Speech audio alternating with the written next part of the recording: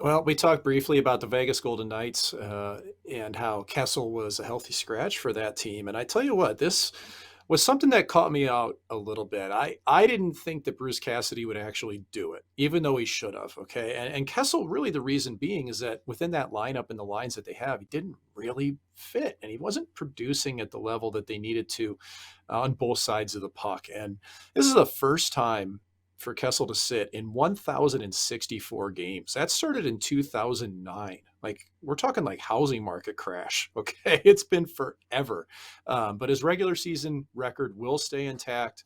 And Cassie said it Thursday morning, it was a tough decision, but Will Carrier needed to be in the lineup. He gives that team a really strong fourth line, and Bruce Cassidy wasn't about to take out Amadio or Howden, who have been key parts as well. So, in any case, it's tough to see the streak end, but if Kessel plays again in the regular season next year, it goes right back at it, Frank. So gutsy call by Cassidy, paid off for his team, and I'm curious to see if Kessel draws back in during these playoffs again.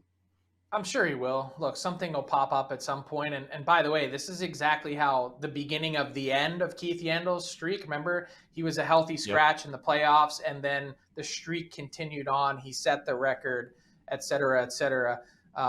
Phil Kessel facing the same thing now, essentially next season. We'll see if he even decides to play next season. Maybe as a healthy scratch in the playoffs, you say, I don't know, maybe I'm not going to continue on. Quick question from the YouTube chat today. Our guy Barra is asking if we think the Minnesota Wild will re-sign John Klingberg. What do you think of the fit of Klingberg in Minnesota?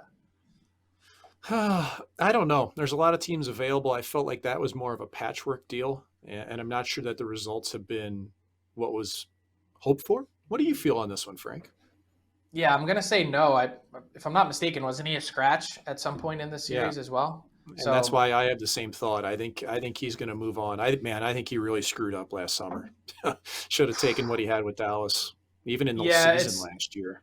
it's not last summer. Yeah, it's the middle of the season. The expectation That's right. or belief was that he had a $54 million deal on the table with the Dallas Stars that he did not sign, thinking ultimately that he Yeesh. would be able to get more. One of those deals passing on it. Going to live with that one for a long, long time.